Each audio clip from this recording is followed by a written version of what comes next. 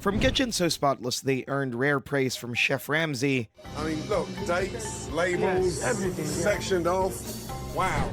To restaurants so disgusting that they shocked everyone watching. In refrigeration. Oh. No. Oh my God. Oh.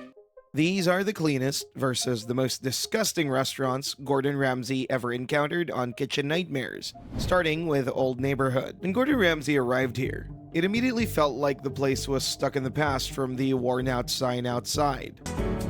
Wow. Old neighborhood restaurant. Even the sign looks old.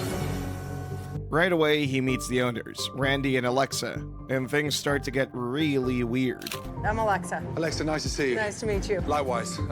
Let's sit down at the bar, shall we? Absolutely. Surely catch up. But the first clear red flag hits when Gordon takes a seat and he realizes something smells off. They stink. It smells really bad. Have they been reupholstered? No, I think this is the original upholstery from 1980. That's a lot of farts in these chairs. Man. From there, Gordon starts looking closer at the furniture, and the deeper he looks, the worse it gets. What is this? I mean, honestly. When was this cleaned? Not for a long time, sir. Oh my God. There you go. There's your card. The joker. How fitting is that? After tossing the chairs, Gordon continues inspecting the dining area and learns there's a lot more going on. Your dirty shoes under the banquette. They're not mine. Did the customer die? Oh, I'm gonna wash my hands again. Man. And the moment Gordon enters the kitchen, he finds problem after problem, starting with a steam table leaking water and a stove that's clearly seen better days. God, look at the state of this stove. How old is that stove? 33 years old. Wow, I mean, I know the restaurant's called the Old Neighborhood, but the kitchen's an old, dilapidated neighborhood, yeah? And right after that, Gordon notices something that makes it clear food safety isn't exactly being taken seriously. What's that spray? Hand coating so it doesn't stick. A canned coating? Yes. Wow. The pattern continues as Gordon pushes further back into the building and finds an office packed wall-to-wall with broken gear saved for parts, even though none of it seems usable. What? What is all this junk? Old equipment, What's it here for? parts once in a while. Parts? And nearby, Gordon notices something that really shouldn't be anywhere near food prep. So it died early hours this morning. That dry? Can we come out of there? The walk-in fridge turned out to be the worst of it, because inside, Gordon sees how disgusting the place really is. Now he decides to see what is lurking in the walk-in fridge. What is that? My God, it stinks. That's gone off. Raw chicken and cooked meat. I am not impressed. And the walk-in fridge isn't even the end of it, because there's still more filth and violations to uncover. This is a horror show. So at that moment, the problem stops being about taste or style and becomes about customers being put in danger, which is why Gordon shuts the kitchen down on the spot. That shit. Wiley, get in there and stop any other entree leaving and shut it down. That decision forces everyone to face what they've been ignoring, and it leads to an intense cleaning where the entire staff has to scrub years of buildup out of the place. Nick, throw the shit away. It was the most mortifying thing I've ever lived through. With the clutter gone, Gordon steps in and upgrades the kitchen with proper burners, fryers, and other essentials. To our friends at Coliquip, and they came through last minute with brand new kitchen equipment. At first, the makeover seems to work since customers start coming back and the place looks better than it has in years. New system in place. Okay, we are ready. And energized Randy and Alexa work to get orders out to the diners. But things start slipping again over time as reviews online showed that the change wasn't sustained. One person said, "Even after Gordon Ramsay's visit, the restaurant is still very gross. They changed their menu back, and there are gross booths and dirty silverware. I'll never go back." Eventually, the place went up for sale in 2014, and later reopened as a totally different restaurant after a big remodel. From a restaurant where dirt felt baked into the decor, We moved to a restaurant that impressed Gordon the moment he stepped inside. At Amy's Baking Company, nothing about the place matched the usual warning signs Gordon had learned to expect. As soon as he got in, he was already impressed by the variety of pastries on display. I mean, they're extraordinary.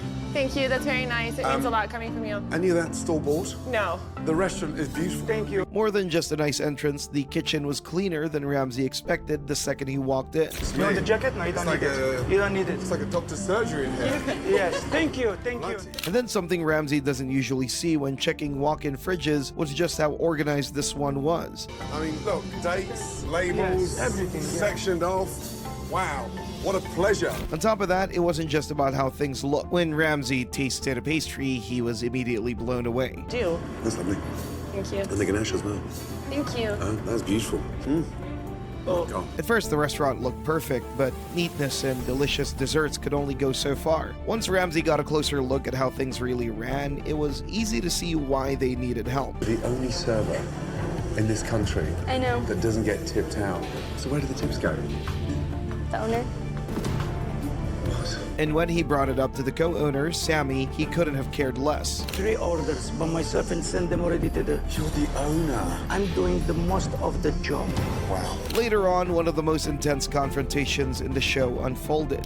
The tip that you left, the young lady server, the owner takes the tips. No. Don't with me. And when it was obvious the owners were unwilling to accept criticism, Ramsay did something he had never done before. And the right thing for me is to get out of here. Good luck. After the episode aired, the restaurant briefly attracted curious visitors eager to see it for themselves, and some online reviews praised how well-maintained the place was. One person said, "Like everyone else, we watched the episode of Kitchen Nightmares, and that very night I told my hubby if we ever visited Scottsdale, we had to go. The restaurant is in a strip mall type of place, but the restaurant's gorgeous, spotlessly clean, and has a very European look to it." But none of that lasted long, as they announced they were closing down in 2015. Over the years, the space changed owners a few times, and now it's an Aikido martial arts school with no sign of the restaurant that used to be there.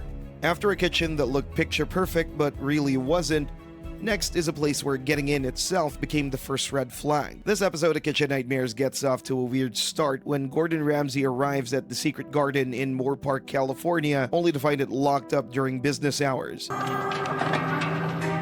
Place is locked.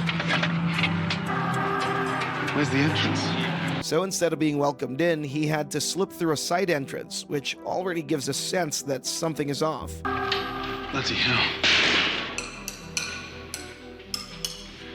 After looking around, Gordon sits down to eat, but almost right away, the problems start to show. See crap on there, and yet the glass is dirty. Oh, God. From that awkward start, things quickly move on to the food.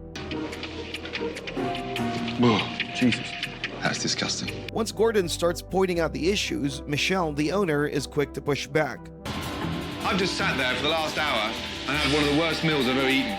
That's a matter of opinion.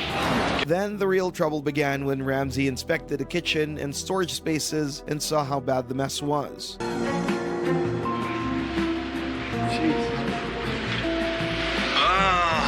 As Gordon keeps looking around, things start to look a lot worse, with some serious health risks popping up. That long, even the bottle's moldy. The place is a health hazard. At some point, something happens that brings everything to a sudden halt. Oh, God.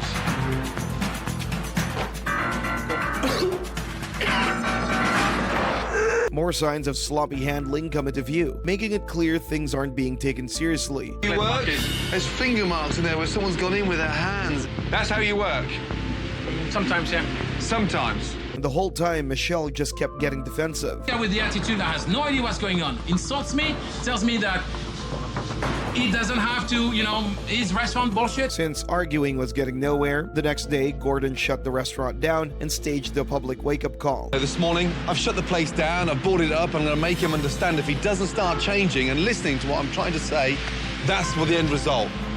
And that's a sight no restaurant wants to see. After a while, Michelle faced the problem he'd been ignoring, and Ramsay moved in with menu changes to give the restaurant a chance. niçoise, roasted chicken, and a fresh, local asparagus warm tart. Yes? But soon after, the secret garden began falling apart again once he returned to his usual ways. Reviews online were harsh and raised some serious concerns similar to the filthy conditions Ramsay had discovered. One comment read, "Worst restaurant in Ventura County. Service was slow, food tasted like it was dirty. Gordon Ramsay couldn't help this dump. Be smart and avoid it." Another said, "Call it intestine nightmare. Contacted owner regarding severe food poisoning that was most certainly the fish. No response. Avoid at all costs. Health department will be contacted." After a long run of struggles, the restaurant was listed for sale in 2015. The place was completely renovated by new owners and reopened with a different restaurant concept called M on High Street, which still operates there. After a place that was a total mess, this next kitchen felt like a breath of fresh air, where top-notch ingredients and proper hygiene were the norm. Unlike most restaurants on Kitchen Nightmares, La Riviera didn't look like it was in any kind of trouble. It was obvious the restaurant wasn't struggling financially, especially once Ramsay looked through the storage area. Wow. Big walk-in fridge. The size of it. Yeah, It's like a one-bedroom flat. That kind of walk-in fridge in 2004 wouldn't have come cheap. And what Ramsay noticed afterwards showed quality was clearly a priority here. And the produce is the very best. Flying vegetables in from France is over the top. Hearing Ramsay admit that importing from France was excessive for his standards settled on. Then the shellfish he saw next raised the bar even higher. They are amazing. It's been fished on Sky. When they come down to London, they're definitely not that fresh, I can assure you. That is incredible. They've got the best of everything here. I mean, really the best of everything. Someone must be paying a small fortune to run this place. Everything in the kitchen looked modern and well-maintained. The staff was organized and there was no mess or hygiene issue for Ramsay to call out. It all seemed to make sense once it was discovered that the restaurant was owned by multimillionaire Barry Larson. Larson employed Loic Lefebvre as head chef, a respected professional with experience at several three-star restaurants and even cooking for the French president. But even with all that talent, the big question was, what was going wrong since this place had been losing a ton of money week after week? But this place is costing Barry over £8,000 a week on food and staff costs alone. On top of everything else, the restaurant was pretty much always empty. It turned out that the way the menu was set up didn't seem to connect with most people nearby, making the whole place feel a little closed off. Ramsay demonstrated this by having some locals try to read the French menu, and it became clear they were struggling. Can you do me a favour? Can you read that out for me? Oh gosh, I can't say that. What Bollinger of Jerusalem? Not sure. Declinization of salmon. Baragouli's Jos. That sounds good. How's your ghoulies? Yeah. Baragoulies. That doesn't sound very appetizing. I'd probably order that one. To fix things, Ramsay helped simplify the menu with grounded dishes that stayed special but used more affordable cuts of meat like oxtail. The oxtail dishes for the lunch menu are almost ready, and they've each cost about £1 to put together.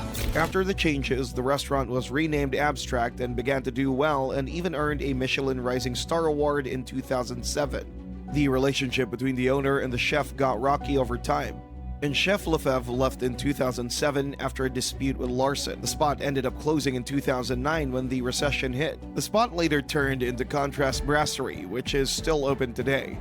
People still remember how good the kitchen was from the beginning and how rare it was for Ramsay to be truly impressed. One comment on Reddit read, "Whenever the stuff of does Gordon ever like the food comes up, this episode usually isn't mentioned. But Gordon clearly likes the food here, even compliments the chef on the lamb, and thinks it's close to being Michelin star level."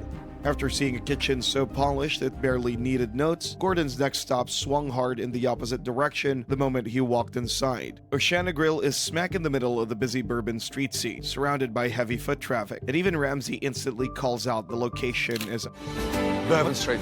What an amazing location for a restaurant, right? Once Ramsay stepped inside, the first thing that threw him off was the layout. Ketchup. Thank you. You seem to have come through to another building. It's just one doorway. Once you cross it, you feel like you're in a totally different restaurant. So it's very confusing. When dinner service starts, Ramsay glances inside the kitchen and sees it quickly filling with smoke. Meanwhile, customers soon start complaining about the food. Light foul taste to the oyster.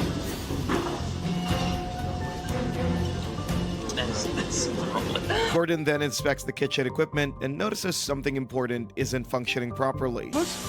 A warmer unit, yes, sir. It's not even hot. What the is that? Gumbo crabs. The crabs are all milky. You're holding it at barely room temperature, the most dangerous position to be at. Not surprisingly, the air had a smell that gave away the fact that something was off.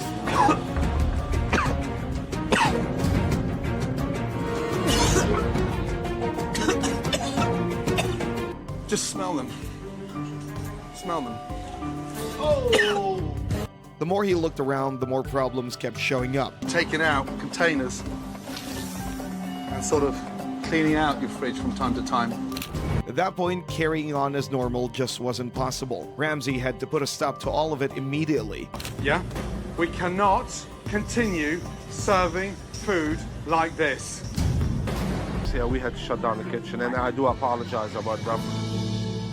With the doors effectively closed, exterminators were brought in for the first time to deal with the rodent problem. Next up, Gordon focuses on improving the atmosphere, clearing out outdated stuff and clutter so the dining area feels more unified. After the show, Oceana Grill goes on to stay open and grow into one of the most talked about restaurants from the series, drawing steady crowds and a long list of famous visitors over the years. From rodents and smoke-filled kitchens to a place that actually looked put together, the next visit flipped expectations very fast. When Gordon Ramsay got to the heart of Stamford, he pretty much knew what to expect thanks to the local reviews spelling out the problems. Food review, Sabatello. Food mediocre, don't get robbed. The owner is the most obnoxious human being I've ever dealt with. 2-star food at 4-star prices. Here we are. Still, once he stepped into Sabatello's, the first impression he got was far from negative. I can't wait to look around. My God, look at this. Isn't it inviting, nice and warm? The place had that old-school Italian vibe, perfect for slow, relaxed dinners. And the owner, Sammy Settembre, was clearly confident in what he was serving. If the decor's nice and warm, the host is nice and warm, it must be all about the food, right? My food is good. My food. Unfortunately, the praises from Ramsay didn't go much further than that. It's hideous. Like a mishmash of bits of shit put together and brought to the boil, and anemic grey meatballs in there. Though the restaurant looked nice and tidy, the food sadly wasn't served fresh. How old is that? That's the lasagna I made last week of Friday. We make 3 trays of lasagna at a time, and then we proportion them, and then we freeze. When Ramsay went into the kitchen the following day, he was ready for the typical mess behind poor dishes, but it turned out to be quite the opposite. Right. This place is spotless. Absolutely spotless. It was one of the few times he openly praised the kitchen right from the start. It was clear that the restaurant wasn't failing because of a lack of cleanliness. Eventually, Ramsay got to the real reason, and it had a lot to do with Sammy's short temper, which frequently affected the dining experience. To give the place a fighting chance, Ramsay managed to make real changes in the restaurant. He trimmed down the menus, simplified the food, and got the staff in order, and helped Sammy to see just how stuck in his ways he had been. Even with that turnaround, the restaurant closed just a few months after Gordon's visit. Okay, good. I was very nervous, had a lot of doubts, but after seeing the menu, I'm not so nervous anymore. I feel more confident and so prepared now to do something different. Leaving behind a restaurant that looked fine but only cooked poorly, Gordon found himself dealing with problems you could spot without even ordering. As soon as Gordon takes a seat in this restaurant, he's met by the strangest and subtly worrying experience of a fly hovering around. Shall we? Yeah? Okay, good. Flies everywhere. He ignored the flies at the time, but it would later explain a lot about the place. Ramsay then glanced around and saw white sheets hanging on the walls, and the setup just didn't quite sit right with him. They're ghastly. Looks like it's been plastered with hospital linen. The moment the food showed up, the utensils were already sending off red flags. Thanks, darling. Would you mind getting me a clean one, please? Sorry. And then the food itself was far from impressive. Looks like a doormat. Who made this? I did. So you're the operations manager, Yes. the chef as well? Yes. We haven't got any other chefs in the back that can cook this food? They don't know how to cook any Western-style food. Would you do me a favor? Yes. Eat that. As soon as Ramsay checked out the kitchen, he stumbled upon things that raised severe concerns. What is that? I don't know what it is. You don't know? Moldy. That is, quite frankly, the worst hamburger I've ever seen in my entire life. But the worst of it was lurking down the basement. What goes on down here?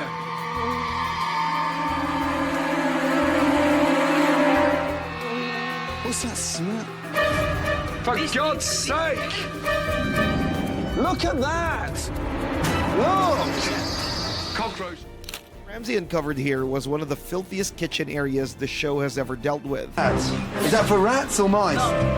Food for the catch a rat. So we have got rats here. It's rat droppings. Look at them all, everywhere. Oh my God. Oh no. Look at that! Just when he thought it was as bad as it could get, this happened. That's been sliced. That's gone out. What is that? Where's it? Hey, madam, where's that tomato gone? It's rotten, you idiot. It's rotten. I've just been served a slice of tomato. No. So where is it? At that moment, Gordon didn't waste any time and made it clear that service was over. To handle the mess, a cleaning crew showed up, decked out in full protective gear, and Ramsay suited up too while they worked to make the place safe again. After the cleanup, a design team came in to redo the space, swapping in lighter colors that made the room feel much calmer. Once they reopened, business bounced back fast, and customers were definitely more satisfied. Grisly, pear. Pear, a bar and comedy venue.